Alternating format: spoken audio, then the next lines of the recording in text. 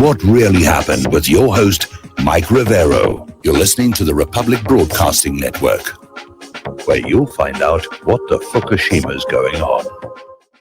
And aloha, America. Welcome to our show today. It is Thursday, April 2nd, 2020. Sure happy it's Thursday. Sure happy it's Thursday. Sure happy it's Thursday. We've got a lot to talk about today. The phone lines are open, 800-313-9443. That's 800-313-9443. Mike is in our control room, twiddling the dials, keeping us out of trouble, ready to answer the phone, put you on the air with your comments, questions, and opinions. So let's get right on into it. And as usual, we're going to put the coronavirus news down toward the bottom. And because I think we're all getting pretty much sick and tired of being coronafied all the time these days. Used to call it conditized, now we're being coronafied. And we have to wonder, what is going on out there that they don't want us paying attention to? Like a possible impending conflict with Iran. Anyway, let's start with Joe Biden. Joe Biden confirms one name he's considering for vice president, and that's Michigan's governor. The same governor who threatened doctors who used a promising COVID-19 drug, the hydroxychloroquine. And now, of course, they're out there saying, yeah, maybe we need this because it does seem to be working. And that would be kind of cool. That would be the end of this whole thing. Now, Joe Biden and the Democratic leadership are floating the idea of canceling the national convention, the nominating convention. And I can imagine if that goes through, there's going to be a lot of ashtrays flying around Hillary Clinton, because there'd be no possibility of a brokered convention. It would be Joe Biden. He would have a lock on it at that point. So, and a lot of people, they're scratching their heads because Biden just seems to be coming apart at the seams these days. And, they're saying because of coronavirus, that just like the Olympics were called off, or at least delayed a year, that they should call off the Democratic National Convention, which is a big party. And, I'm sure the people who are planning on going would be disappointed. But again, it would erase the possibility of a brokered convention. And that means nobody can come on in and step in at the last second, whether it's Hillary Clinton or Andrew Cuomo or any of these other people that they're floating as a last-second replacement for old Joe Biden here. Biden himself is calling for remote virtual voting in the 2020 general election in November, and he's calling on the secretaries of state to begin securing remote virtual voting capabilities now for the 2020 elections. Well, I'm sorry, but if you look at the debacle that we had with the Bush-Gore election down in Florida, that whole mess, I mean, our elections are just a joke. And the more they computerize them, the more it's possible to rig them. I can just see it now. They cancel the national convention. They go to virtual voting, and Hillary is the write-in victor. I mean, I don't know how you do a write-in candidate on a virtual vote. But if there is a way, go ahead and write me in, or write Claire in, one of the two. So apparently Joe Biden had another embarrassing moment on TV. He did a 17-minute interview, and he was in 17 minutes, realized he wasn't looking at the camera, was looking at the wrong place. Just got to follow that little red light there, Joe. That's the active camera. Apparently Bernie Sanders was on The View, and I don't know why that show is so successful. Because it's, just the hosts arguing with each other, liberal agenda. But apparently Bernie Sanders was on there, and they just grilled him about, when are you dropping out? When are you dropping out? When are you going to get out of Joe Biden's way here? And Mike in the control room said, careful, you really don't want to get stuck with that job. You're right, I don't. But I could never be president anyway because I won't lie to the people. I did inhale. And I enjoyed it. Anyway, oh, that's right. David said that. I got to stop paying attention to this thing over here. It's a distraction. Anyway, so Bernie Sanders got a raw deal on The View, and Sanders should have realized that they were going to put it to him when ABC aired the promo announcing his upcoming live appearance, literally accusing him of politicizing this pandemic to push his agenda of Medicare for all, and implying his staying in the race could guarantee Donald Trump another term. Well, no, because by the time it comes down to a vote, there's only going to be two candidates. There's going to be Joe Biden, and there's going to be Donald Trump. And Bernie Sanders will be out one way or the other at this point, barring the unforeseen. But I'll tell you, the first time they get Trump and Biden on a stage all by themselves, debating each other, Trump is just going to steamroller over Joe Biden, and that will be that. Trump will have his second term in office. Meanwhile, Donald Trump, in the middle of the coronavirus pandemic, has decided to declare a war on drugs, specifically Venezuela. Remember last week they were talking about how Maduro and his uppers were being charged with narco-terrorism, whatever the heck that means. And apparently one of his higher-up officials has already surrendered to the DEA. And this is a repeat of the pattern leading to the invasion of Panama. So now Trump is sending Navy ships to Venezuela to target President Nicolas Maduro and crack down on narco-traffickers and narco-terrorists that he claims are trying to exploit the crisis. Talk about exploiting a crisis here. All right, Ilhan Omar defends herself from the adultery charge with a Quran verse calling for flogging those who falsely accuse chaste women. That's a bit of a stretch, I think, out there. So Muslim Representative Ilhan Omar found herself in hot water on Twitter with her reaction to Trump's warning the next 2 weeks could be very painful in the coronavirus crisis. Omar posted an Islamic saying, Subhanallah, that some interpreted as praise, others as an expression of shock. All righty, we've been hearing about One American News Network and how they're really on top of the illegal immigration refugee numbers. Excuse me there for a second. Apparently, they have been removed from the White House press briefings by the Press Corps Association, by the White House Correspondents Association, and they've been removed from the rotation because apparently One American News Network reporter Chanel Rion violated in-house rules by twice showing up at the briefings without an assigned seat. Apparently, that is a tacky no-no, so One American News is now out of the rotation. Apparently, recent polls are showing nearly 60% in the United States believe our current political system is designed solely to serve the rich and powerful. Imagine my shock on that one here. This was polling that came out yesterday, backdropped by the coronavirus outbreak. Most of the country believes the U.S. political system only works for the wealthy and elite rather than for working people. And I can see why they might be thinking of that. I mean, look at the new coronavirus relief program. They're going to add $16,000 in taxes to the American people, to each American citizen, for which they get a $1,200 check. And the difference between that $1,200 and the $16,000 goes to the bankers.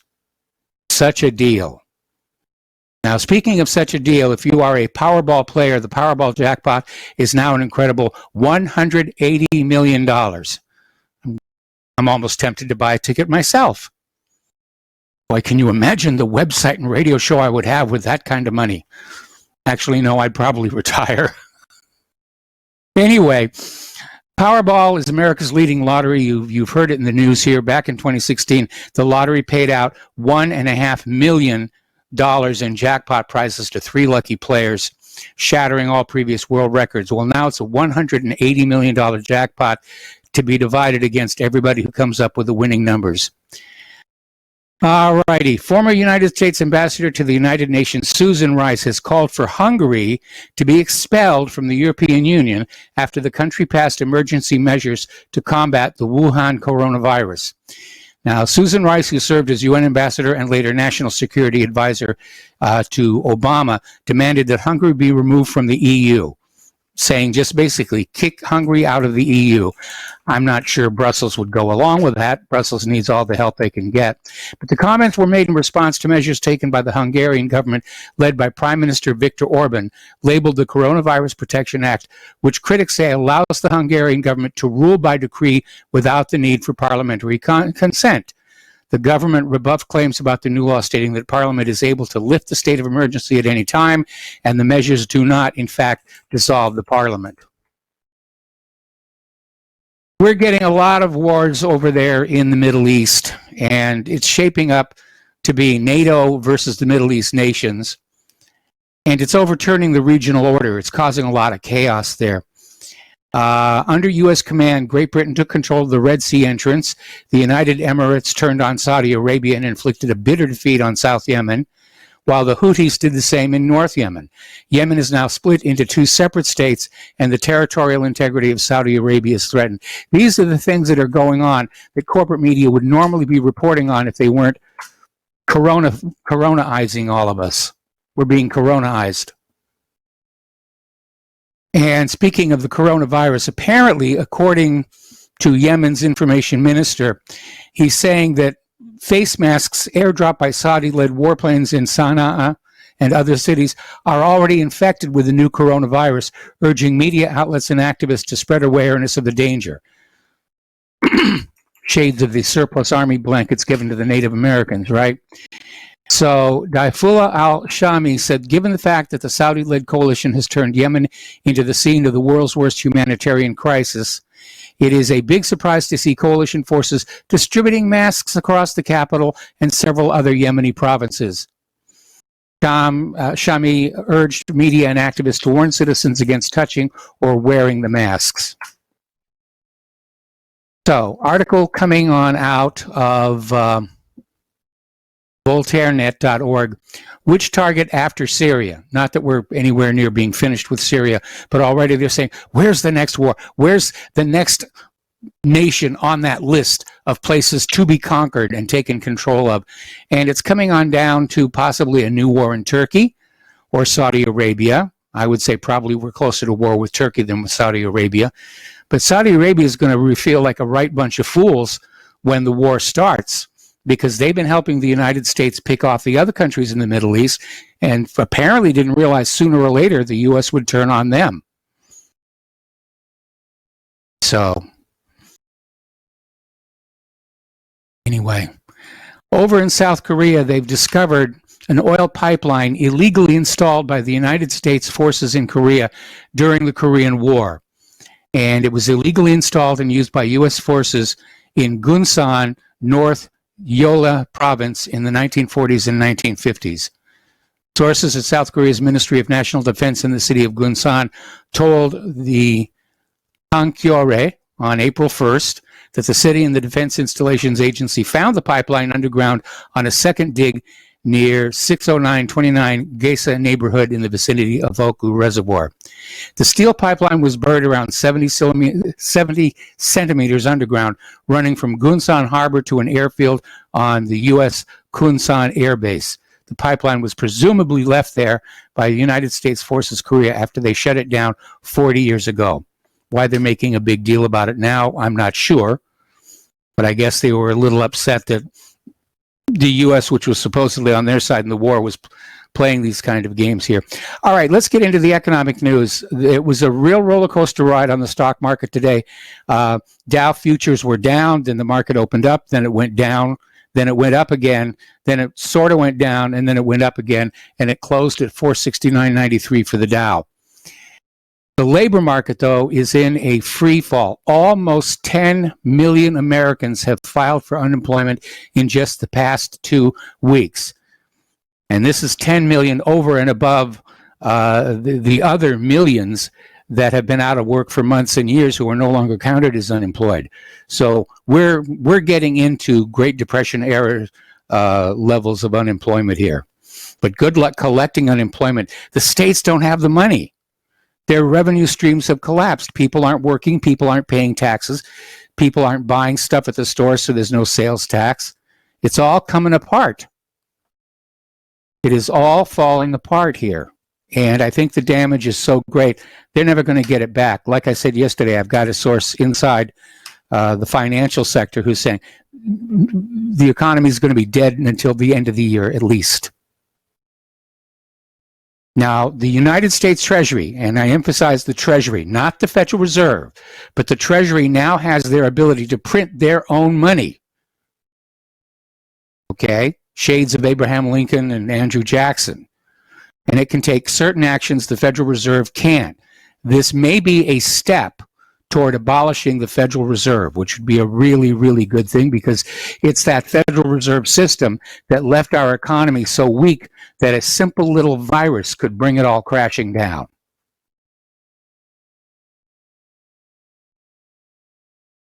One thing that has happened during this coronavirus uncertainty is there's a gold rush. People want to buy gold. And there's a shortage in small bars and coins right now.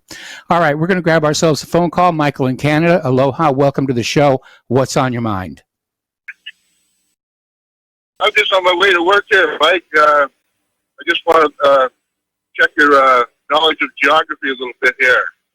You know where Nova Scotia is? Yeah. Okay. And New Brunswick? Yeah.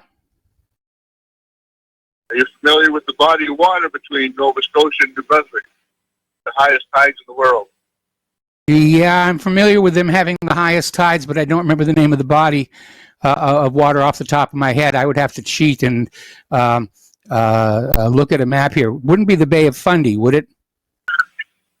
That's correct. That's correct. Okay. So, now. Thanks to Mike for that one. Okay, now. On the New Brunswick side of the Bay of Fundy, the lovely city called St. John. Yes. When a car dealership opened up here, one of your cars, your car there, your new car. Yeah. Yeah. And the owner, I think it was the owner, came to visit the city, and he said this. He said, "You people, you live by the Bay of Fundy, and you cannot say Hyundai." Oh, that's a groaner. That's a groaner. Oh, but everybody says Hyundai and Hyundai and all this other stuff. Because you live by the Bay of Fundy and you can't say Hyundai. That's terrible. That is a terrible, terrible joke. And that's not a joke. Hey, that's not a joke. That happened. He really the guy said came that. here and that's what he said. Yes, that happened. That's exactly what he said. He was on the news there, and he said, "You people, you live by the Bay of Fundy, and you cannot say Hyundai." Well, Apparently, that's how you pronounce it. Yeah. Yeah, well, I thought it was pronounced Hyundai because there's that Y in there, but maybe the Y. Yeah. I remember you. Hyundai. Do you remember the Isuzu? One of the funniest commercials I ever saw were all these Japanese technicians trying to teach American car salesmen how to say Isuzu. And it finally ends with one of the Japanese saying, and they couldn't get it. And the Japanese salesman at the end of the commercial says, "Don't feel bad. I still can't say Chevrolet." Yeah. Hey, one more thing before I go. Yes. I listen to your show, and I don't agree with a lot of your callers, don't expect to, and they probably wouldn't agree with me and everything. But I think some guys get on there and just try to agitate people and get people's goat, I think. Because nobody could be that stupid, to some things. Now, for somebody to get on a radio show, your radio show there, and try to tell anybody that the people of Cuba were better off working for the plantation owners than they are now. I heard it said that during those times, the people were lower than the master's dog. Well, I mean, obviously, the whole point of the Bay of Pigs is it proved that the Cubans preferred life under Castro than they did under Batista. Yeah, but I think anybody coming on saying, oh, and don't get me wrong, I bet you there are a lot of people in Miami that were from Cuba, the ones that bugged out, and they can tell you how great life was for them back then. Well, they were part of this clique. I mean, when the Cuban government fell, where do you think they all went to? You know, they Well, that's right. stay on the line. And there's a bunch of people from Venezuela. Stay on the line, Michael. We got to take a break for commercials. I'm going to come right back to you after these words from our sponsors. Aloha, America. Welcome back to our show here. And a reminder that public broadcasting is, in fact, still in the middle of a fundraising drive here. And, folks, we really do need the money. We need new equipment. It's starting to look like having been moved to a cloud server at whatreallyhappened.com. They're now saying I need to move to yet another server to get back to performance I had with my old prior dedicated server, which I'd wish they'd left well enough alone. But, you know, it's basically, less performance for more money is what they're telling me. Anyway, the postal address where you can send a check, money order, or if you prefer anonymity cash is Republic Broadcasting Network, 2251 Double Creek Drive, number 302, Round Rock, Texas, 78664. The phone number where you can make a credit or debit card donation is 800-724-2719, extension 3. The network thanks you. So let's go back to the phones here. We're talking with Michael in Canada. He of the Bay of Fundy, and the car is Hyundai. Thanks for that, Mike. I just wanted to make one more point, though. I was trying to say, I bet if you went down to Miami and around there, you'd find a lot of people who plugged out of Venezuela who could tell you how great their life was, before Maduro. Well, Maduro enjoys the support of his own people. And as a matter of fact, Guaido is now apparently dropping his claim to be Venezuela's legitimate president. And the U.S. is still supporting him, and possibly leading to a coup d'etat. But the people in Miami who came over there after the fall of the Batista government, they were part of that government. They had very good lives in Cuba. They were the 1% of Cuba, if you will. And the CIA arranged for them to come on over to Florida, which started that whole Cuban thing down in Florida. But they were part of the problem. They weren't part of the solution. And as I said, the Bay of Pigs basically illustrated that the ordinary people of Cuba, the 99%, preferred life under Castro to anything that the U.S.-backed Batista was going to give them. Well, that was my point. All these people down there are talking to your other caller, telling them how great life was. Yeah, life was great for them, back in the day. Yeah, it was very good for them. Yeah, for sure. They're going to say that. There's a lot of people from Venezuela saying the same thing, probably. Okay, I'm not sure. I'm going to let you go. All right, thanks. I'm almost to work there, Mike. Okay, we have. Here. Yeah, we're having some problems with the phone line. We're going to switch over to Steve in West Virginia. Aloha, Steve. Welcome to the show. What's on your mind? Yeah, hi, Mike. I got a few things for you. The first thing I want to talk about is the economy in terms of a lot of your callers are saying they think we might have some inflation. The way I see it is we're going to have inflation in items that are necessities. But everything that's a non-necessity, we're going to have deflation. In fact, the houses are going to go down in price just like they did in 2008. And if you look at the housing index over that period of time, you'll see that while we had the crash in 2007, 2008, the bottom didn't happen until late 2010, 2011. In fact, that's when you got the cheapest prices for foreclosures was in 2010, late 2010, 2011. So everything that's a non-necessity, we're going to have deflation in, because the American people are going to be scared. They're talking about having 200,000 people dying. Well, if those are mostly old people, a lot of them own houses. We're talking about all these divorces. Houses got to be sold. How are they going to be? The houses are going to go down. And another thing, why would anybody buy a house in a collapsing market? It doesn't make sense. It's the dumbest thing in the world to do. So I just, they're going to have a problem with housing. They're going to have a problem. It looks like energy is going to stay low for a while. Yes. Although I don't think it will stay as low. I don't think the low prices will last as long as the housing prices could last. especially when, another thing they keep talking about, well, this thing may come back in winter. I mean, that's just going to scare people. The more you scare people, they're not going to go out and spend money on things they don't need. So unless the government can buy all the houses up, like they're giving everybody a check for $1,200, maybe they can walk in and buy every house that's on the market. Maybe they'll do that. But, I mean, that's not the free market. They always preach this stuff about the free market. That's not the free market at all. That's the antithesis of the free market. So, and then the other thing I want to talk about real quick, Mike, is a lot of your callers, like, I'm not complaining about Dustin or anything, but, I'm not going to give up my liberty for them to safeguard me a little bit. I'll tell you, Mike, I get off work, I go down, I got an old Victorian house I'm working on, and I got guys helping me, and I'm not stopping it. I'm not doing anything different. I'm not out, among a bunch of crowds of people, but I'm not gonna, give up my liberty for a little safety. Okay, I'm not gonna do it. I'm happy to put on hold, and we'll be back after the welcome back to our show here. We're talking with Steve in West Virginia. We're talking about his view that we're going to see a lot of inflation on essential items that are always in high demand, but for non-essential items, demand is going to drop, taking the prices with it. So, Steve, would you pick up where you left off?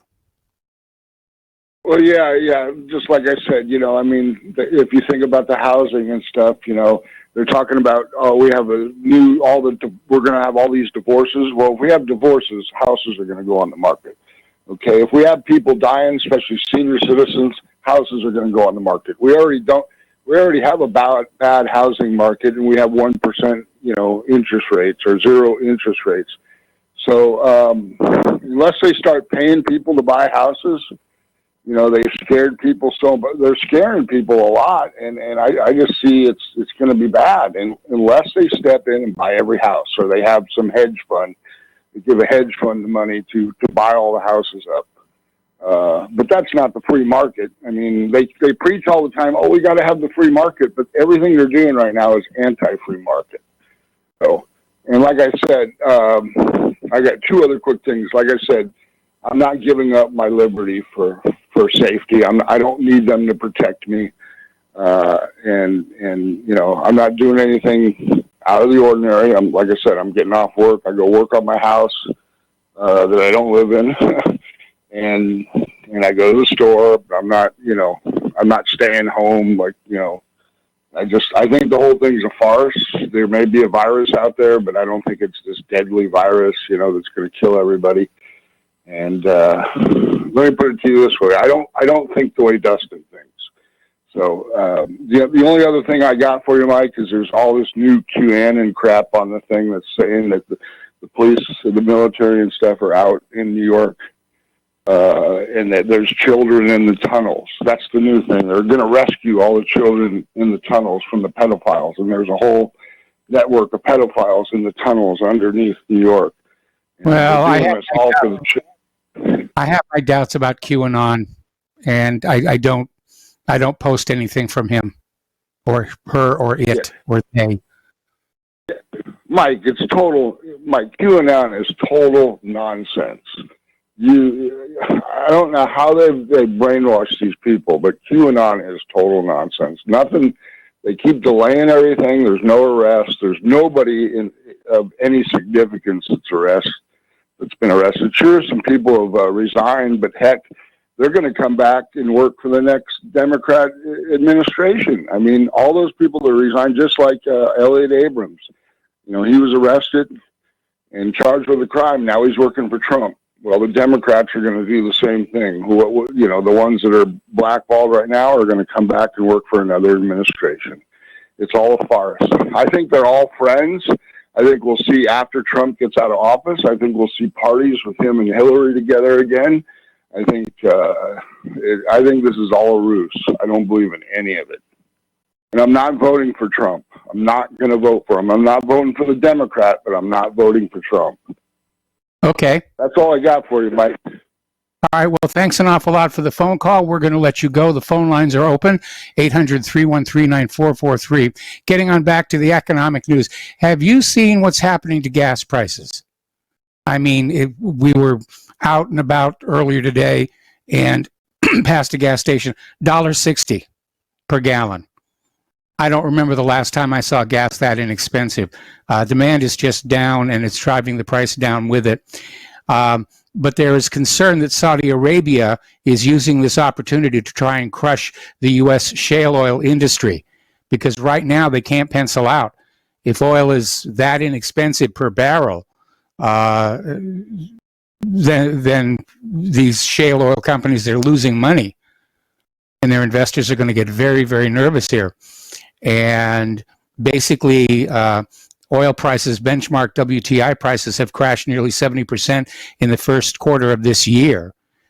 And it's formed a bottom of around $20 per barrel. And great for us to fill our car inexpensively, but the oil companies are in serious, serious trouble. Okay, we're going to take another phone call. Mitch in Arkansas, aloha, welcome to the show. What's on your mind? Hey, Mike, how you doing today? Doing fine. Yeah, I wanted to talk about patriotism. Okay. Yeah, so where's all the patriots at, Mike? Nobody's doing anything. Like, what's going on? I'm doing something. No, I know, in general, everybody talks about, oh, I'm a patriot and all this stuff. Nobody's doing anything, Mike. Everybody's just sitting down with their hands underneath their ass, like just sitting there doing nothing. Nobody's doing anything, Mike. What do you suggest that they do?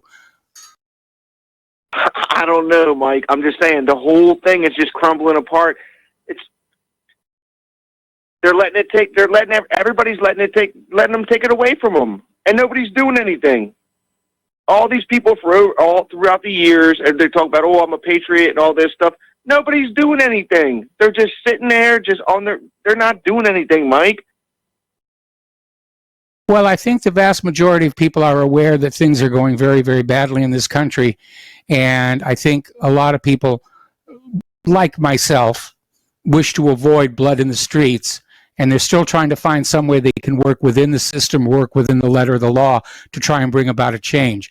At some point, I'm sure there's going to be... People want to be slaves, right? They want to be enslaved. I'm not saying that. You know, go back to the Declaration of Independence. You know, government should not be changed for light and transient causes. But at a certain point, it becomes necessary and inevitable. And I think we're on that path right now.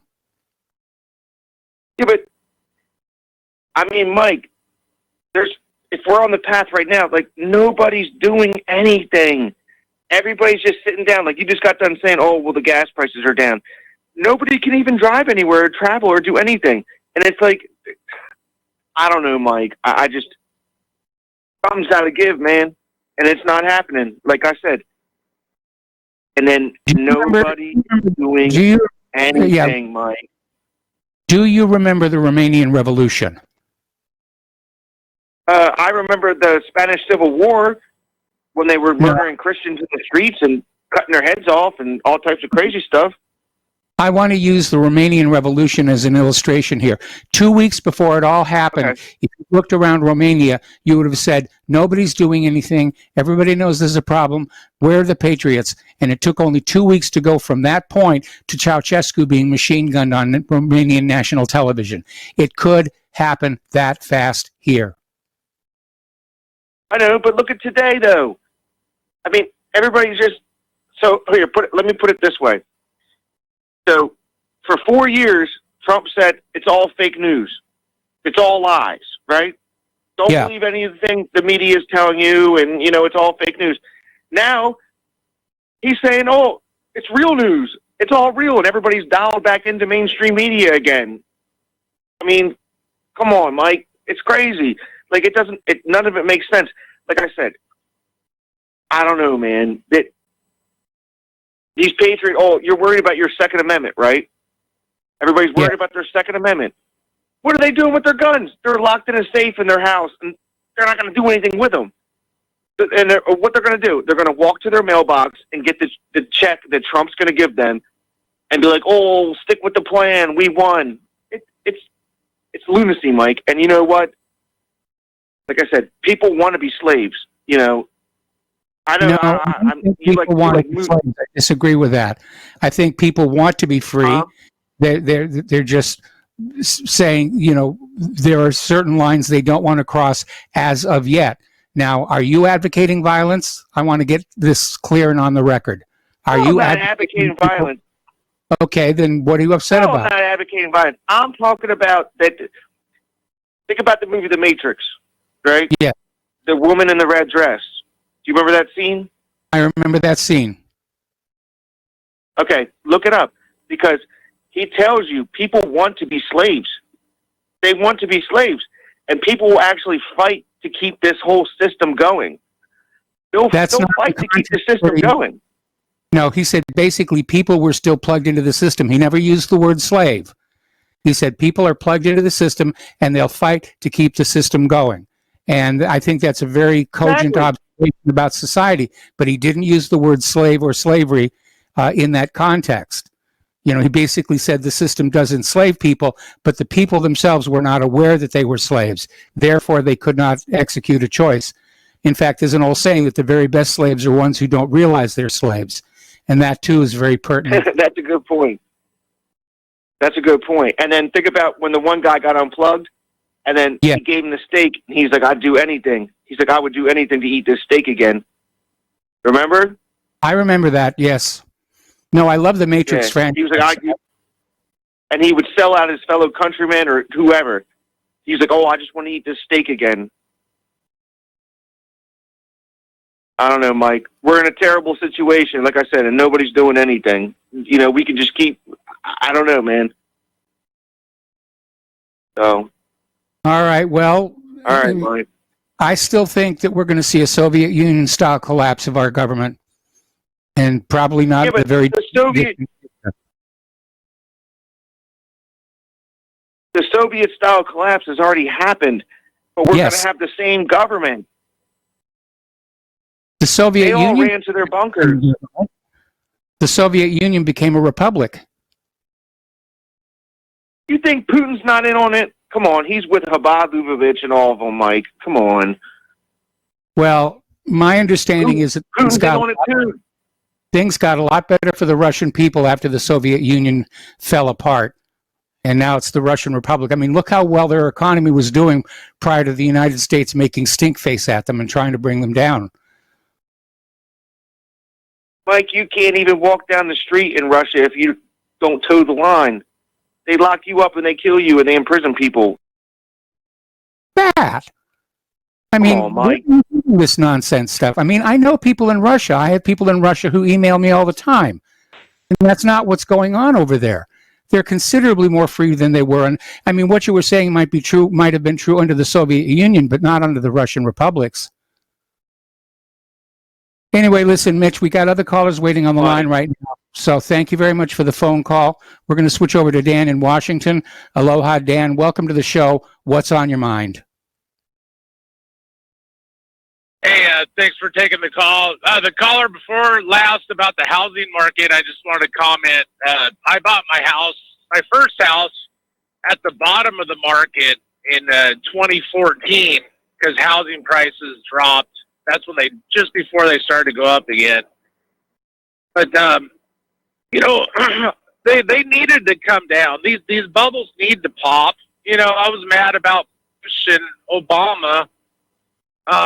You know, we got screwed the last time when they let corporations buy houses. They let hedge funds start to buy houses. They let foreigners, you know, a lot of people in Canada started buying all these houses that were at the bottom of the market. They did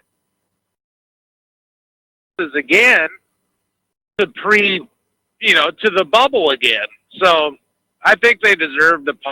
I mean, if you're gonna Seattle, where everyone's paying $500,000 for a house, you know, but the average wage is still makes sense. So, you know, I guess we'll see what happens. I I should have sold my house because I think the housing market's going to decline again, and it might now for. We'll see what happens, but that. Okay, well, Dan, we're having some phone let it connection. happen. Yeah, there's probably going to be another decline in housing prices here, and for those who have the means to do so, it would be a good opportunity to buy. Anyway, listen, Dan, we're going to let you go, and we're going to switch over to Laura in Michigan. Aloha, Laura. Welcome to the show. What is on your mind? Hi, Mike. I was going to give you a little insight about why Biden probably picked Gretchen Whitmer, the Michigan governor, like for vice president. She's a George Soros minion. She worked for Soros. Okay. Yeah. I was always trying to figure out how, because Michigan kept the Republican legislature, but all of a sudden we got this Democrat governor, lieutenant governor, and attorney general. How'd they pop up when everybody else was Republican? That's how it was. She works for Soros. So Biden would pick her because he'd have Soros on his side. That's a good insight. That's a very, very good insight. That's it. Yeah, that's why. If people don't know it. I can't stand her at all. But what are we going to do? You know, we're stuck with her. I'd like it if she goes with Biden. If we could get rid of her. I'd be happy about that.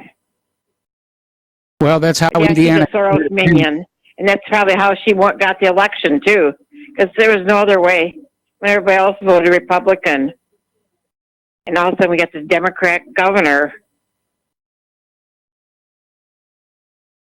Okay, well, like I said, that's how Indiana got rid of Pence. But the next election, we'll vote somebody else in there. But yeah, once again, we see that George Soros is tinkering with our country like it's his own personal toy. And I, for one, resent it. He's not elected. Right. He doesn't represent me. He doesn't represent American values. This is a guy who aided the Nazis. He was a collaborator. And that's how he got his initial fortune. And then he broke the Bank of England, which is how he made, his fortune grow. This is not a good man. And I don't know what his ultimate agenda for the world is, other than he's definitely on board with the one world government, which everybody said was going to happen this year. So we'll see. Anyway, Laura, anything else? We got about half an hour. I thought he thought Trump should have him arrested. Really? Well, but evidently not. He's in violation of the Patriot Act. He's broken a whole bunch of laws, but he's got enough money and enough lawyers to keep himself out of jail until he dies, whenever that's going to be. Right. And then when he dies, he's got the sons. I think he's got a couple of sons to pick up where he is, I don't expect much problems from the son. They'll just spend the money like crazy and live the good life. All right, we got to let you go. We got to take a break for commercials, and we'll be back after these few words. And aloha, America. Welcome back to our show. We're going to go back to the phones to Paul in New Jersey. Aloha, Paul. Welcome to the show. What's on your mind? Hello, Michael. I live in the what some people consider the fascist state of New Jersey, and I tell you where I live, there's no big overriding tyranny. I go out for walks, and we just follow social courtesy of keeping our distance, and if I haven't shopped in a while, but if I do, I'm going to wear a mask when I shop. And to get through this, we're all going to have to just put on masks and just be, practice social distancing. And before you know it, we're going to get through this because the whole goal is to flatten that curve. So hospital admissions aren't spiked, and everybody will get a chance to some health care if they do fall sick and need a hospital.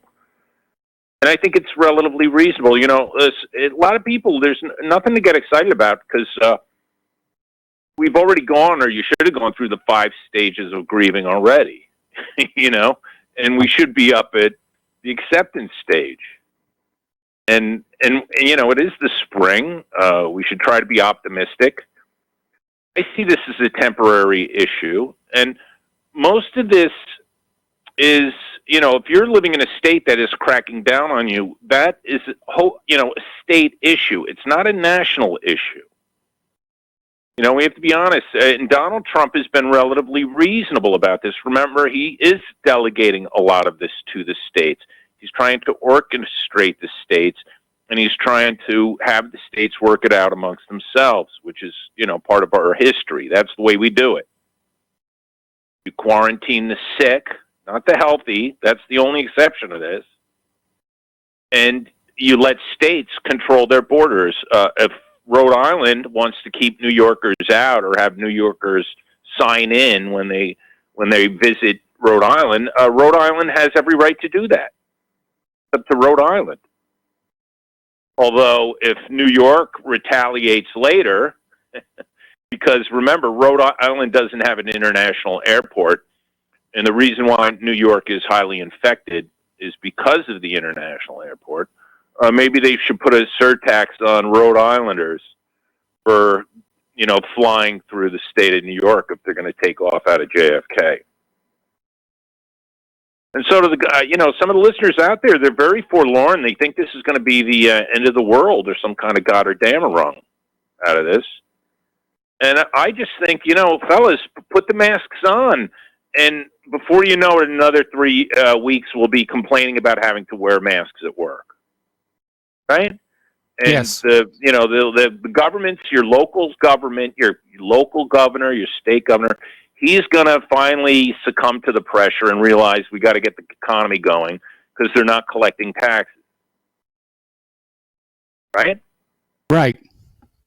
And so I'm just trying to, fellas, just assume this is a forced, this is your vacation. We're all vacationing together, and before you know it, things are going to get back to relative normal, although you're going to have to wear a mask. On that note. All right. Well, Paul, we're going to have to let you go. We got to take a break for station identification, and we'll be right back. Aloha, America. Welcome back to our show here. Hour number 2. The phone lines are open, 800-313-9443. And we're going to go to Mark in North Carolina. Aloha, Mark. Welcome to the show. What's on your mind today? Hey, how you doing, Mike? A couple of things. One is, as far as, first of all, what this guy just said about Russia. I mean, this is so dumb. You can find out all you want about Russia. Just go online, see how people live there.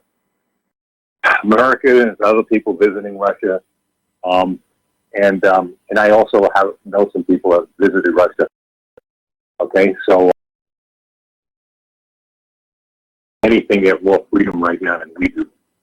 Really come to that. And Putin has shown he's more of a Christian than most of these clowns, like a guy like Pompeo, who's nothing but a Zionist, Christian Zionist cultist, end of time cultist, a very dangerous piece of what. And the other thing I wanted to mention is about housing. I think what's going to happen is you're going to see huge migration out of New York. Places, not only New York, other big cities too. And the housing prices are going to drop radically, and it's probably going to benefit a lot of people. It'll make the rents lower, much lower. House prices affordable. Same time, I think what's going to happen is in very rural places, you're going to see at least land prices really go up.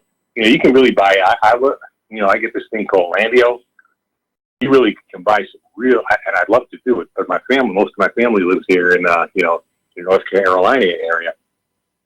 So I love to go out there, like Colorado, Wyoming, New Mexico, and they got real cheap land. Yes. Acres of land, really rural area, right in the mountains, for very, very low cost. And there's no restrictions. You could put a mobile home on it. You could one of these small homes on it, anything else. These are the places I think that are going to become more valuable now. They're going to become more expensive because people are going to want to get out of here. They don't trust this government. They don't trust what's going on. What else is, what other kind of biological bombshell may they drop on us? I really don't think people are going to put up with this much longer. Now, as far as, how we're going to resist all of this, I think you were talking about the possibility of violence. I think what may precipitate, and probably will precipitate violence if they try to forcibly vaccinate everybody. I think that's when it's going to hit the fan. You're going to have these militias that are going to rebel. A lot of other people, say you're not going to forcibly vaccinate me. You're not going to put some kind of Bill Gates tattoo on me that, under my skin shows that when I've been vaccinated and all. I think that's when, if you're going to see violence, that's when it's going to come. Because this is America, and we may have lost, the government is evil. I really think our government is not evil. I think our corporate hierarchy, especially the, especially the technocrats, these tech companies, they're evil. And I think that's what people are going to fight against. And that doesn't really represent America. We're not, you're not going to forcibly vaccinate me, okay? It ain't going to happen. Yeah. I've never taken a flu shot, never plan on taking one. With this thing, unless I knew absolutely sure that this thing was safe and that Bill Gates didn't have his filthy hands all over it, I wouldn't take this thing because you don't know what they might put in there. As bad as COVID-19 is, that might be a lot worse. I believe in sunshine. I was out in the sun today. I believe in good, healthy foods, lots of zinc, lots of vitamin C, vitamin D, especially D3, which is also the sun, vitamin A.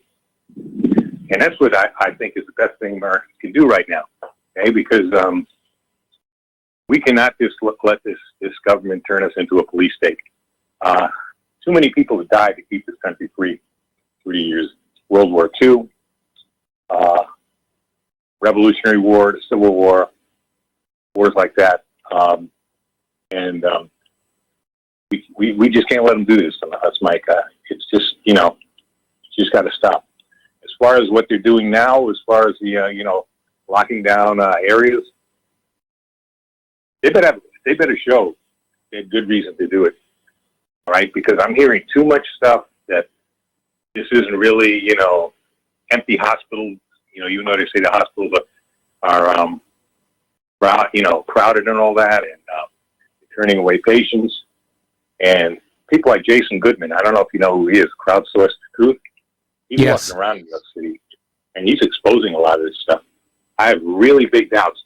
And that guy, his name O'Keefe. Yes. He interviewed evidently he talked to a National Guardsman.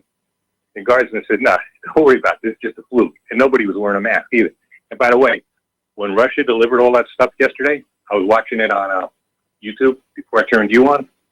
And we noticed a lot of these Port Authority police and a lot of these other airport workers, they weren't wearing masks. So I don't know what the deal is, Mike. I really don't. I know this. I don't trust this government. I don't trust the media, or at least the corporate media. I don't trust any of that stuff. I really don't know. Now, I know it's a real virus out there, and I know it's making people very sick. I know somebody used to work with years ago in New York City who's in a coma right now, a medically induced coma, because, but he had, what do you call that, COPD? In other words, he had problems with lungs before. On top of that, he was part of their rescue thing in 9/11, when of course they didn't warn how poisonous the air was. So his lungs are in bad shape as it is. But like I said, Mike, I don't trust these people. I just don't trust them. Anything that Bill Gates got his dirty hands on, I definitely don't trust. When we talk about Nazis, not just like a virus mutates, Nazis mutate. The Nazi is no longer somebody, marching along. You got those too, but those are clowns, so the idiots, marching along with black uniforms and black boots and giving a Sieg Heil. That's not a Nazi today. A Nazi today is a eugenist, like Bill Gates, who basically hates people, period, and wants to kill as many as possible, and wants to vaccinate and put sterilized people, sterilized kids, goes around, especially into Africa, and committing some horrible crimes. And yet people think that this SOB really means us any good, which he doesn't. Man is evil incarnate, as is his wife, as is that whole foundation. And I'm sorry, Mike, I can't help but think he's got his hands all over this. I don't know. I don't know what you think, Mike. Well, it's no secret that Bill Gates has been pushing for the idea of sterilizing people through vaccination. And I'm with you. I don't trust anybody who's holding a needle in their hand, saying the government mandates this, because the government is not really interested in what's best for us individuals here. I'm part of that 60% who thinks our current political system is set up to favor the rich and powerful and not the ordinary working American. Absolutely. 100% right, Mike. Absolutely right. And that's another thing, too. I think once this is over, this might be the end of capitalism, we know it. Okay, I don't think we're going to have communism. I don't think we'll have but I think we're going to have some kind of a hybrid system. I think people are sick and tired of watching these thieves steal our treasure, steal our country, period, buy off the political leaders who are supposed to represent us, not the 1% or less than 1% even. That's not what this country is supposed to be about. And no. People keep saying, this is socialism, this is socialism. No, it's not. This is predatory capitalism, Mike. It's fascism. That's what's doing. Well, yeah, you could say fascism too, but I call it predatory capitalism, because they eat up everything that's not nailed down everywhere. They push people out. They buy up. One of the reasons why homes and apartments are so expensive in places like New York, LA, San Francisco, that is after the last housing crash. Yeah, hedge funds managers buying these places up. That's why people should refuse to pay their rents now until this thing is over. And the government should back, and if Trump has any guts, he back them up and say, no, you don't have to pay your rents, you don't have to pay your mortgage, because most of this stuff is owned by these billionaire hedge fund scum. Okay, that's who owns a lot of these places. And we need to break them. We need to take their money. We need to tax them out of existence. We need to end. There's no reason to be a billionaire. There's no reason to have that kind of money. There really isn't. That I agree with Bernie Sanders. If you had a proper tax structure, you wouldn't have billionaires. Millionaires, yeah, but billionaires, no. You don't need $1 billion, Mike. You certainly don't need $100 and something billion like Bezos got, or 70-something billion like Bloomberg has. You don't need that kind of money. Okay, you're just using that money to gain power, to buy up political power on top of it, to bully people around. It's weaponized. That's what it is. We need to do something about that, Mike, or they're going to destroy this country, and it's very close to being destroyed as it is. And that's all I got to say, buddy. All right? You be good. You be well. All right. Thanks an awful lot here, and we're going to go to John in Vancouver. Aloha, John. Welcome to the show. What's on your mind? Yeah, hi, Mike. All the best to you and Claire. You might not remember me. I've been following you for about 10 years. Might have called you twice.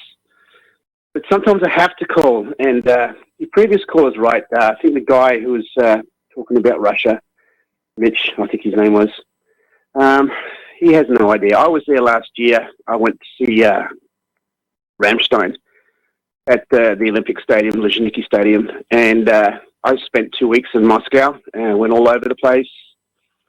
Nobody was, nobody's following me. They had Domino's Pizza. Everything that you would imagine in the West, and it's such a great place, such a magnificent place. So I think, unless you speak to somebody who actually has been there, you don't know what it's like. I mean, it really is. It's coming out of a grinding communism, 70 years of that, and it got pillaged coming out of communism. So that's, Putin's addressed that. And the one thing I know, and it can't be argued, I don't think, is that as a leader, his number one priority is the people of Russia.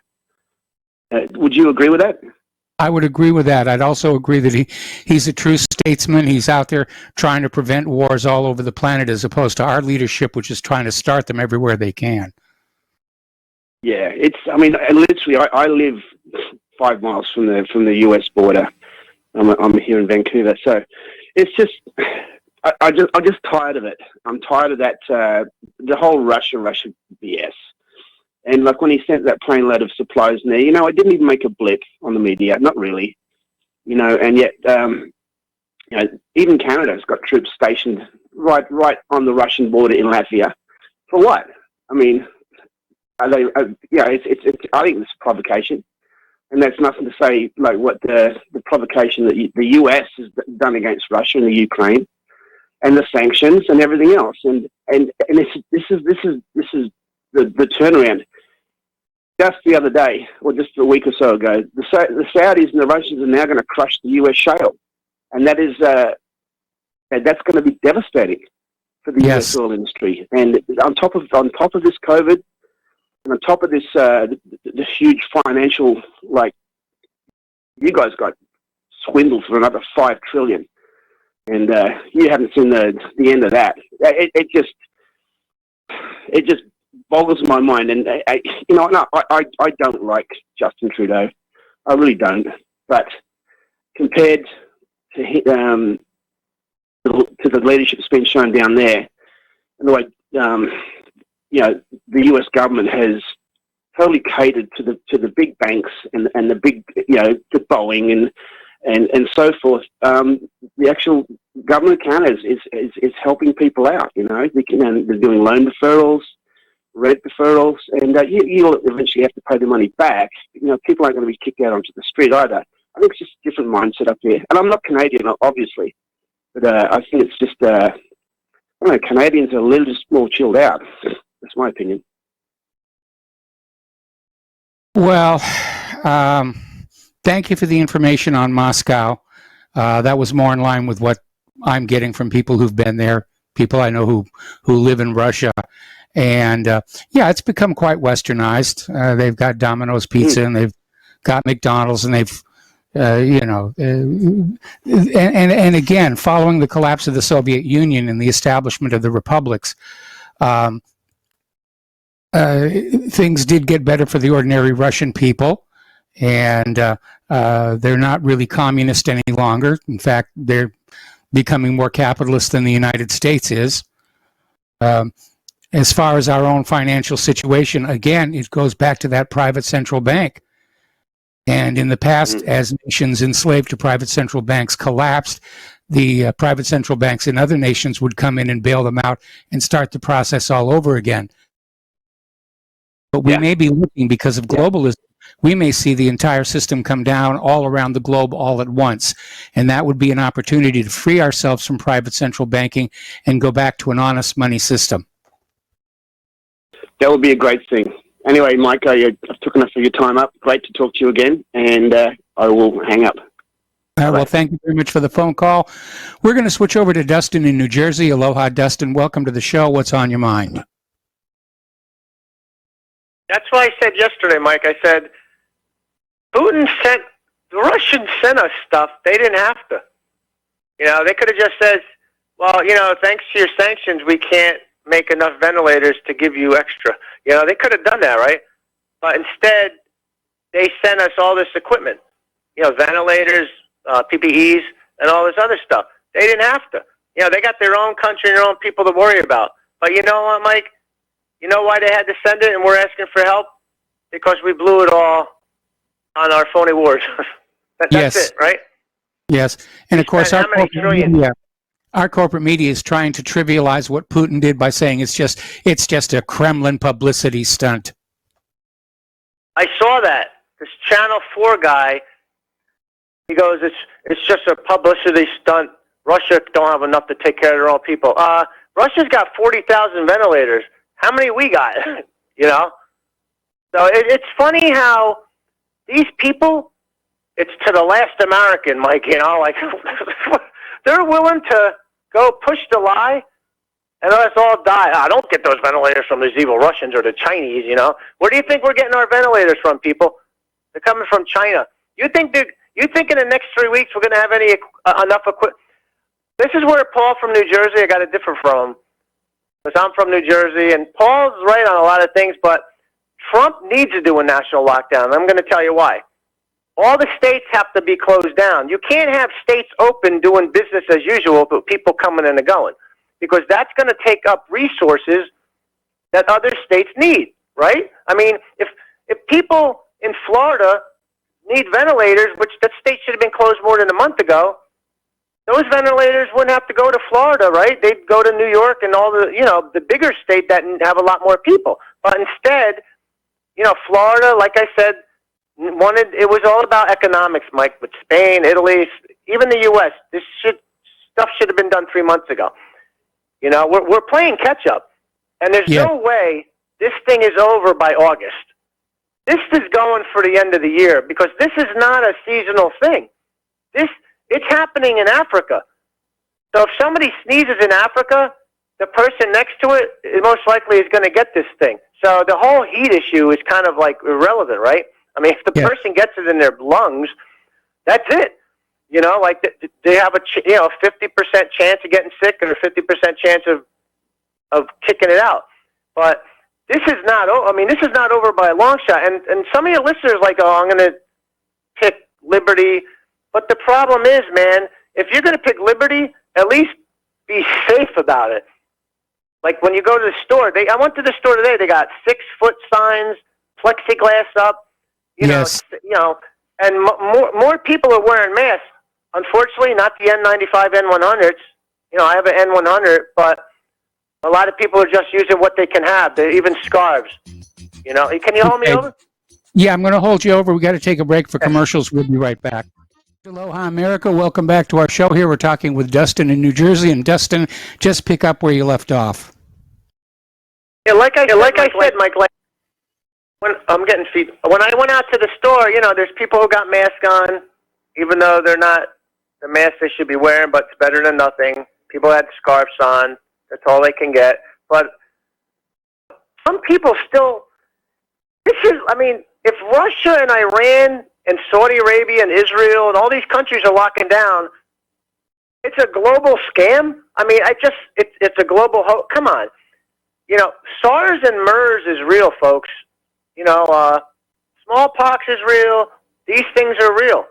They don't happen all the time, but, to say, I don't know his name, Mike, but the guy who called in from Virginia, he wants to live his life. But you do realize you want to live your life, but you have an incubation period. You can have it in your body. You'll spread it to your wife, to your mom, to your dad, to your kids, to your friends.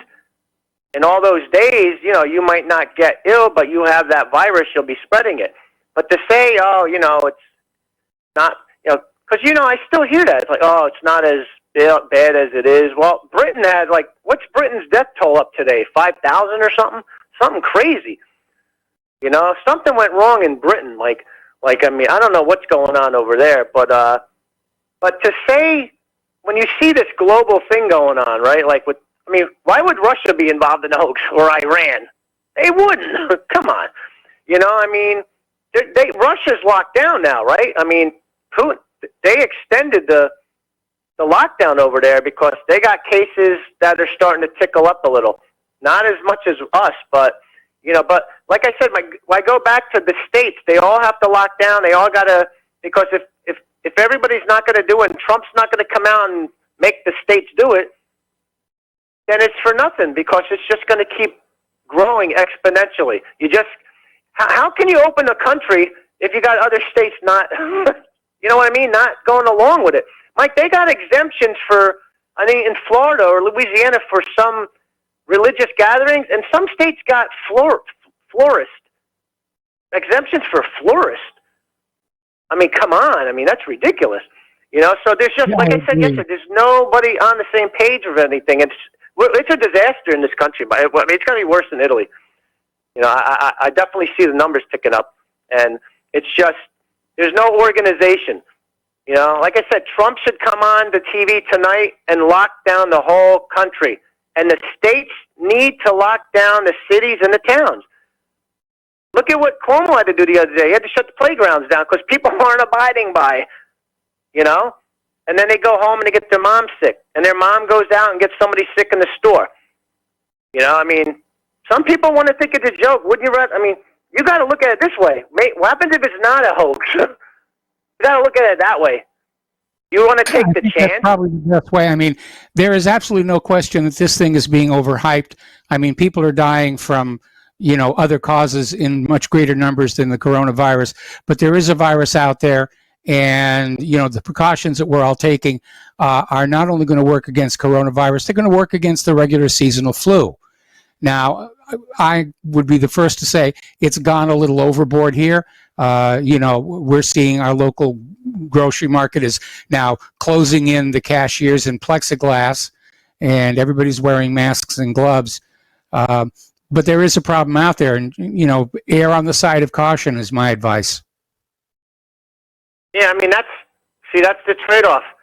You give up a little, freedom for security, and you get neither. We did that on 9/11, but like this is a different beast, man. This thing is a nasty. This is a nasty thing you can't see, smell, and taste. And you know what's sad about the whole thing, Mike? I go back to we had the money we blew on wars, this empire. Yes. Where's the mask for the people? That's why I got to ask Paul. This ain't going to be over in 3 weeks, man, because there ain't no mask. There are hardly any PPEs. And people really don't realize that hospitals go through a lot of masks per day. Yes. You got to reuse stuff. And Mike, if Steve Elkins calls, I'm just curious what he sees. I want people to call and let me know what they see in their city or their town. And I know he said his wife works in the hospital, what she sees. I just want people to call in what they see in their neck of the woods. Because what I'm seeing in New Jersey, I'm seeing more people wearing masks, and nobody's running around scared or nothing. But I mean, like I said, every day I said you got to be street smart about this. If you see somebody coughing in the aisle, zigzag away. You don't want to take that chance, especially with, I don't know how many of your listeners have masks, but like I said, there's hardly any, there's no mask to go around for the mass majority of people, which is sad. I mean, and you can't get the country back without that, right? Without mask and gloves, it's not happening. That's it. Well, ultimately, eventually, we're going to have to go through this pandemic where people are, we can't wear masks for the rest of our lives. And at some point, we're going to see the entire nation is going to have to basically be exposed at some point. Some will get sick, some won't show symptoms, and eventually it will pass. Dustin, we're going to let you go. We got a whole bunch of phone calls waiting after we get back to these words from our sponsor. Aloha, America. Welcome back to our show. And right now they're having their White House Coronavirus Task Force briefing. And right now they're talking more about the economy than about people and illnesses. And I think they're beginning to realize that the damage done to the economy may be a bigger problem overall than the coronavirus itself. Let's go back to the phones here to Marina in Canada. Aloha, Marina. Welcome to the show. What's on your mind? Hello, Mike. Couple of things, if I may. In December, I called and I asked Canadian callers to tell me how they might have salvaged their RRSPs. Our RRSPs are equivalent to your 401k. Yes. And there was a couple of people from Ontario that called that mentioned or told me how they did it, like put it in GICs. And that is what I have done. And I will say that this was all signed and done and everything at the end of December, 30th of December. From 30th of December till now, I have, because of your callers, salvaged and avoided 27% loss. If I had to keep it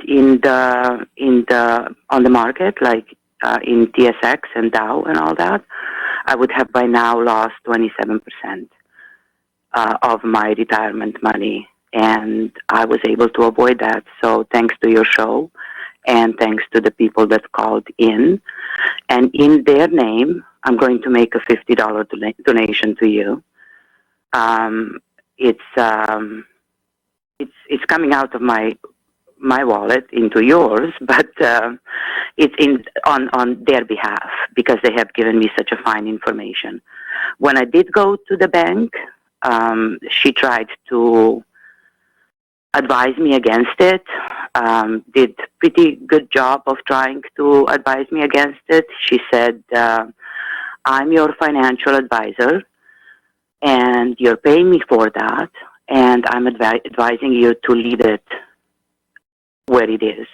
Market Yeah. goes up, market goes down, but it'll always go up.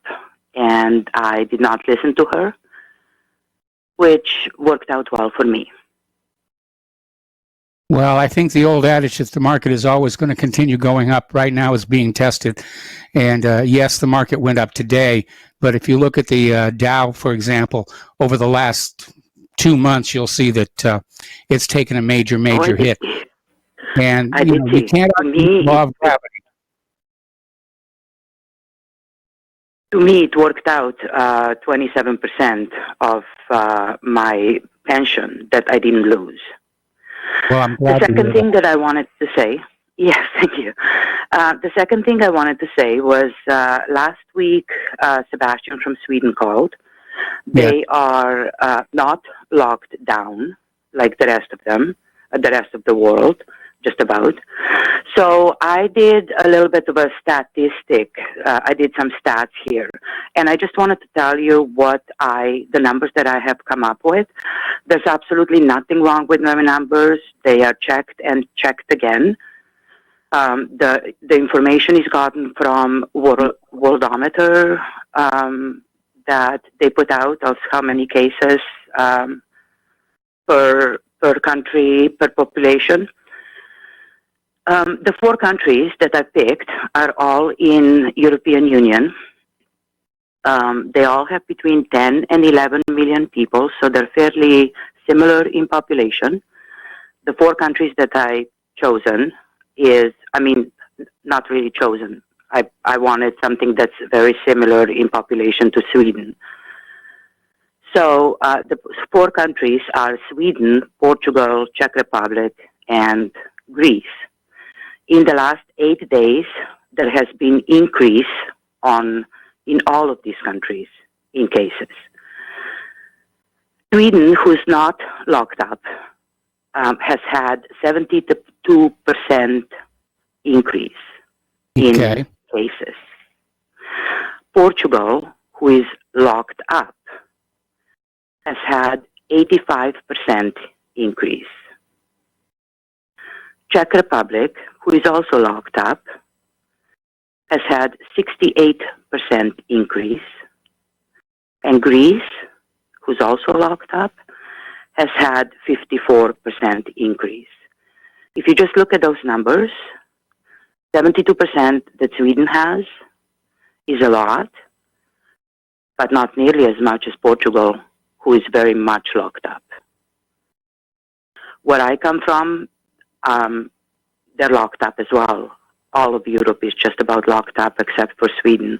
And if you look at those numbers, I'm not advocating one way or the other. I'm not saying that people should or should not be locked up, but just look at those numbers. And if you don't believe those numbers, do these stats yourself for the next, 3-4 days. It's pretty consistent. And the most surprising thing is that Portugal being locked up has 85% increase as opposed to Sweden, who's not locked up. So anyways, people are free to check that themselves. It sounds to me like the lockdowns are a marginal benefit, and it's being done more to allow the government to say, hey, we're doing something about the problem, which, as near as I can tell, looking at this coronavirus task force briefing, that's the government's top priority, is to at least look like they're doing something. Well, is it really working? If you just look at Sweden and Portugal, is it working? I say not. If you look at Greece and Sweden, Greece having 54% increase in 8 days, and Sweden having 72% increase in the same amount of time, yeah, there's a difference. But why is Portugal so much worse and being locked up? And just one more thing. People were talking while I was waiting. They were talking about Russia and all of that. I was born very close to that. The only thing that I'm afraid of is your government. Never did it occur to me that I should for any reason be afraid of Russian government. Very similar political system, Never was I afraid of them for any reason. And I've been here for in Canada for a long time too, right? But I did live there for 20 years. No fears there whatsoever. And the last thing that I wanted to say is I have worked in medical lab and in hospital and doing medicals for insurance companies since '89. So I have a fair amount of experience, medical experience and knowledge to know, I have enough to know that Steve Elkins has much more.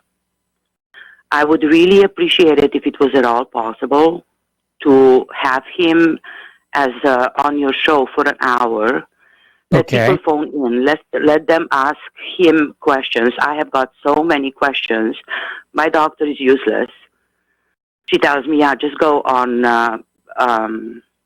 government website. If I wanted biased information, I could just watch news, right? Yes. It'll be just the same as the government information. I'll take what Elkins says way sooner than anything my doctor says or the government website or the news. So I think that would be a really good idea. You can see, and I can see, that your callers are constantly talking about corona. There's many different opinions. There's so many questions. Like, I've worked with viruses since '89. This virus acts different than all the others. And, you know, what we had was mainly kind of stuff like herpes and hepatitis C and those kind of stuff. And like the stats for this virus, if they are true, they're different. And I don't know that they could be all that different. And we had blood breaking all over the place and dropping and breaking in centrifuges. And there was a protocol to follow. And as far as I know, nobody ever got sick. And now what? Like, there's something wrong with this virus. Either it's hyped or there's other stuff going on. So I think that would be a really good idea. People have questions. I myself have questions. He might be our best bet. Well, we'll definitely have him on the show again. And of course, he has his own show. I looked. I tried to find his show, and all it wanted to show me was this gay person that died a long time ago. That's not who I want to speak to. What's the name of Elkins' show? Can you say? I have to be very honest. I don't know the name of the show, but if you go to the republicbroadcasting.org, they have a list of the hosts. And if you click on the name of the host, it's got the information about their show and when it airs. Can you phone in on that one as well? Well, I'll tell you what, if Mike in the control room could get me that information, I'll mention it before the end of the broadcast today. Perfect. All right. So that's all I had to say. And just wanted to make sure that everybody knew that the numbers for those 4 European countries that I have mentioned are absolutely and 100% correct. There's no disputing that. But the results are disputable. Yeah, the result, it makes it look like all this lockdown nonsense really isn't all that effective. It's just being done to make it look like you're doing something. Well, something's going on, but I can't really be sure as to what. When this is all over and done with, will be even better time to compare the countries. Like I myself am doing it on a daily basis. But at that time, it'll be even more obvious as to where the truth possibly lies. All right. Mike, thank you for your time. Thank you for your call. Thank you for the information, especially about those 4 European countries. It does make it look like all this lockdown and plexiglass and 6 feet of separation. We already know the 6 feet of separation is not enough anyway. MIT says 27 feet. Mythbusters says 17 to 18 feet. And again, the surface transmission, there's no real minimum distance that you can do. If somebody touches an elevator button who's got the virus, you know, you can come along 10 minutes later, you know, and be a quarter of a mile away from that first person. and still get infected. And again, going back to that Mythbusters program, they did this interesting little experiment where they rigged up Adam Savage with this little hidden tube. They hid it under the makeup, and it was dripping this invisible phosphorescent dye. And they just had a little dinner party there on the stage. And when it was all over, they turned on the ultraviolet light, and it showed how far that dye had spread, and it had contaminated everybody at the table. And the entire table and all the glassware and everything were all contaminated. So it looks to me, to me, that validates your observation about these 4 European countries, that all of this lockdown stuff really isn't going to be all that effective at stopping the spread of the virus. Anyway, we're going to go back to the phones here to John in Tennessee. Aloha, John. Thank you for waiting patiently. What's on your mind?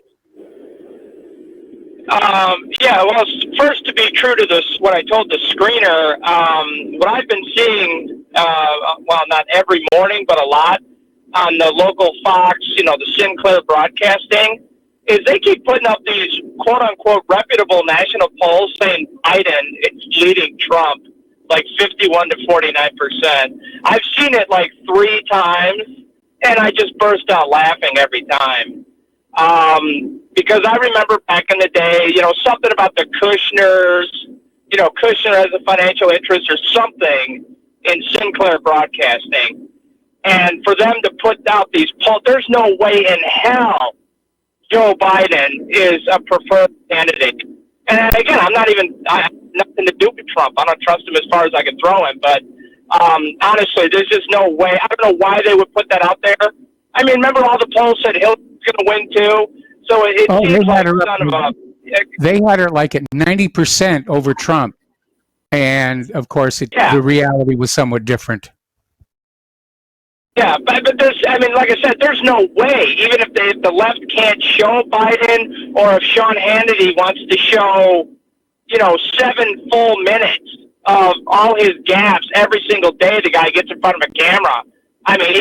He belongs in a nursing home. He's a falling down mental buffoon. There's just no way in hell anybody would give him the job.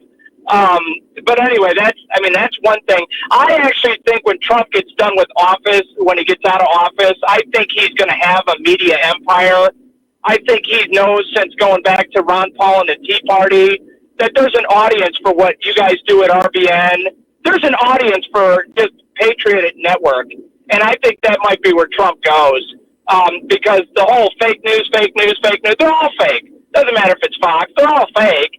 And there's an appetite for people to watch. They're going to still watch TV, and they're going to want to hear their patriotic bias. And I think that might be where Trump goes when he gets out of office. Well, I'll certainly send him a resume when it happens. Yeah. And I don't want to Dustin needs to get a grip. I really think that this whole thing is a global financial meltdown. And if America was the fattest and the happiest and the biggest economic bubble and all that crap, then we have to shut down our economy the longest. And I really think that's all this is shut down the American economy for 2 months. And I don't know what the reset will be. I don't know if there'll be a new global reserve currency. I have no idea. But I really think that's all this is. Because you know what I mean? It's just the debt, all that stuff. The whole world is run on credit. And maybe we're still going to be one of the biggest issuers of credit around the globe. But Dustin wants people call in. What do you see every day? Mike, I deliver medical supplies all over Nashville. I'm in 5-6 hospitals a day. The halls are empty. The healthcare workers are handing out masks. They're getting bored, sitting in a chair, playing on their phone, asking the 6 screening questions. And there's nobody in the hallway, and they're annoyed. So now we just got our stay-at-home order today from our Tennessee governor. And I'm going to tell you something right now, Mike. I went out to the gun store yesterday, and I bought a handgun. And you know what? When I got there was like 10 people outside. And I'm like, what? They put Obama back in office? What's going on here? But I knew I was watching the governor every day getting pressure to issue the stay-at-home order in Tennessee. I knew it was coming. And now he issued it. And I'm like, now, see? Okay, well, John, we're going to have to let you go. We got to take a commercial break. We've got three more phone calls. I'm going to try and jam them in the last segment of our program. Aloha, America. Welcome back to our show. Last segment of our program today. We're going to try and fit in three final phone calls. Tom in Florida, what's on your mind today? Yeah. Aloha, Michael. Good day. That lady caller that you had, Steve Elking's on John Stadmiller show a lot. Maybe he might be on next hour. Michael, I want to ask you this. Can you hear me? Yes, I can hear you fine. Michael? You're on the air. Okay, Michael. I want to ask. I want to know what happened to Dustin last week. What did he have? Dustin was sick. What happened? Did he have food poisoning or something? Well, we don't know what he had. We don't know what he had, except that it wasn't the coronavirus. Okay, so he might have had food poisoning or something, or who knows? Maybe Dustin. He should maybe think about donating some blood. Maybe his blood got the plasma that can kill the coronas. A lot of people, they say, have this special blood that the plasma in their blood can actually get rid of the coronavirus in a couple days. So maybe he can check that out. Maybe he's got the blood that can help a lot of people in New Jersey, New York, get over the corona. So that's something to think about. But here's what I want to talk about, Michael. There's a few issues. First off, how many people are getting sick? And I would like to ask Dustin, maybe he can figure this out. And I'm going to tell him what's going on here in Florida with the stores and everything. The liquor stores are going off the chain, by the way. I mean, there's lines of people trying to go in there and get these liquor bottles. It's unbelievable. I've never seen people drink so much liquor. But I want to get back to Dustin. Dustin, by the way, I would like to know what's going on in Harlem and Newark. How many people are getting sick in Harlem and Newark? We're not hearing about that. How many people got the coronavirus in Harlem and Newark? Maybe you can find out for us. I can tell you in Florida here, the stores are all open. All the fast food restaurants stay open until 11 o'clock at night, and they close them down at 11. The other Publix and all the other supermarkets staying open until 10 at night. So all the stores are rolling. Like I said, I was out today. The liquor stores, I mean, there's lines going to these liquor stores. It's unbelievable. But here's what I want to ask you too, Michael. Look, there's a lot of things I want to get off my chest. I would like to tell you about. What's going on? Did you see Tucker Carlson last night? We have other callers waiting. Can you kind of wrap up? Yeah, sure. Tucker Carlson last night, Michael. Listen, the Chinese don't care if they lose half their population, like I told you over a year ago. The general said that. Okay, now we're looking at China. Tucker Carlson had it on last night about China. And today on the news, they said in China, they closed all the markets down, open markets, and sell dogs and cats. All over the news. Did you see that? Yes, I did. You're not allowed to buy a dog or a cat now and eat it, take it home and cook it in China now. And I don't know the whole country, but a big portion of the country has been quarantined. They're quarantining the open markets for dogs and cats and bats or whatever else they're eating over there, rats. They're not eating you. In other words, you can't eat exotic foods, which is mainly dog and cat. I guess they're a big staple over there, all over all over the Asian countries. They eat a lot of dog and cat. So that's one thing. But Tucker had the senator on, Hawley from Missouri, and that guy was saying basically, this is a war, man. The Chinese want to crush us because you know what? They do the drip, drip, drip, the old Chinese water torture. We'll wait you out 100 years or 2 years or 1 year, but we're going to take over your country economically and militarily. And that's what it's looking like to me. But like the one caller, your last caller is excellent. He's absolutely right. Like that last caller you had, the hospitals are empty. Tom, I got to let you go. The music's playing. It's the end of the show, and my apologies to the callers who were sitting on hold. Please call back tomorrow. All right, stay tuned for John Stadmiller. I'm sure he's got lots of interesting things to share with you. Please spread the word of RBN. Spread the word of what really happened.com. Please donate. I cannot stress how important it is right now that we keep RBN on the air. We'll be back tomorrow with the lovely Lady Claire. Aloha, America.